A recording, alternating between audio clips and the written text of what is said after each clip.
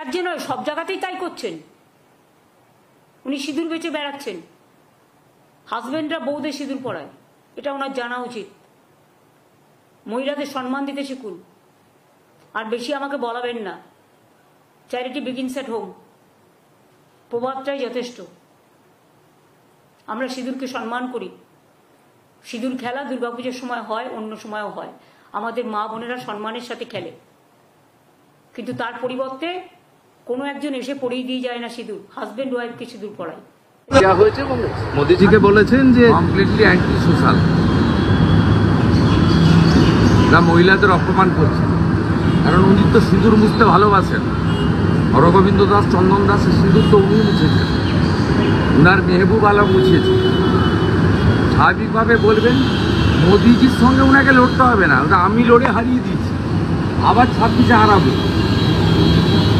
মোদিজির সঙ্গে কি লড়বেন? মোদিজি একটা গঙ্গা, মহাসমুদ্র, আর উনি কালীঘাটের নালা। উনি কার সঙ্গে কার তুলনা করবেন? আমি হারিয়ে দিয়েছি, আমার সঙ্গে লড়ুন, তারপরে মোদিজি।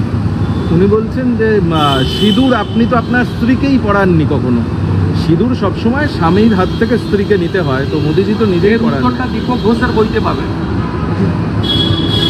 উনি এই লেভেলে অ্যাটাক করলে দীপক ঘোষের বইটা ছাপিয়ে বিতরণ হবে, আমি ওনাকে সাবধান করছি।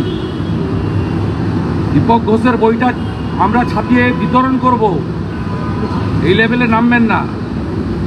কালকেই বলছেন যে নির্বাচন করুন, এই যে অপারেশন বেঙ্গল বলছেন, কালকেই ক্ষমতা থাকে নির্বাচন করুন। আর নির্বাচন রাষ্ট্রপতি শাসনে হলে 200 সিটে হারবে, উনি থার্ড হবেন, অন্যরা সেকেন্ড হবে। পাঞ্জাবে কংগ্রেসের যে অবস্থা হয়েছে, ইনার অবস্থা তাই হবে। ভোট হয় নাকি পশ্চিমবঙ্গে? পশ্চিমবঙ্গে ভোট হয়। আজকেও নরেন্দ্র মোদী সবাই আসার সময় কোচবিহারে সীতাই শীতলকুচিতে 25টা বাস ভেঙেছে। ও রাজবংশী সমাজের প্রচুর মানুষ হসপিটালে আহত হয়েছে। ওনার এই গুন্ডাগর্দি এখানে রাষ্ট্রপতি শাসনে ভোট করুন না। আজকে প্রধানমন্ত্রী যা বললেন তাতে আপনারা কর্মীরা কিভাবে উজ্জীবিত হল? প্রধানমন্ত্রী ফিক্স করে দিয়েছেন এজেন্ডা, পাবলিককেও বলে দিয়েছেন। 7টা বিন্দুর উপরে তিনি বলেছেন, সুশাসনের কথা বলেছেন, সুরক্ষার কথা বলেছেন, বেকারদের দুর্গতি চাকরি চুরির কথা বলেছেন, পুষ্টিকরণের কথা বলেছেন।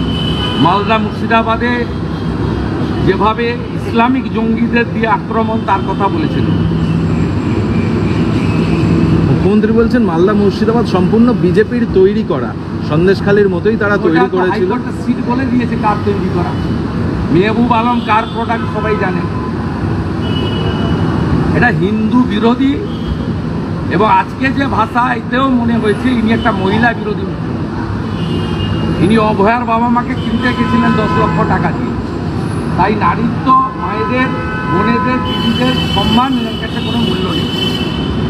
তাই তিনি সিঁদুরের সম্মান বুঝবেন কি করে? কিন্তু যেভাবে আক্রমণ করলেন প্রধানমন্ত্রীকে এই সিঁদুর প্রসঙ্গে, এর উত্তর বাংলার লোক দিয়ে দেবে। আমি আপনাকে বলছি, আগামী বছর এই সময় এই মহিলা মুখ্যমন্ত্রী থাকবেন না। আমি 21-এ হারিয়েছি, তো 26-এ ওনাকে বাংলার লোক প্রাক্তন করবে।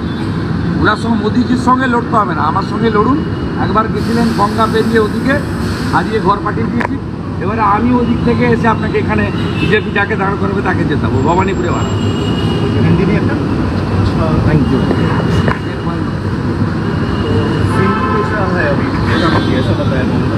ये बहुत घटिया राजनीतिक बात है।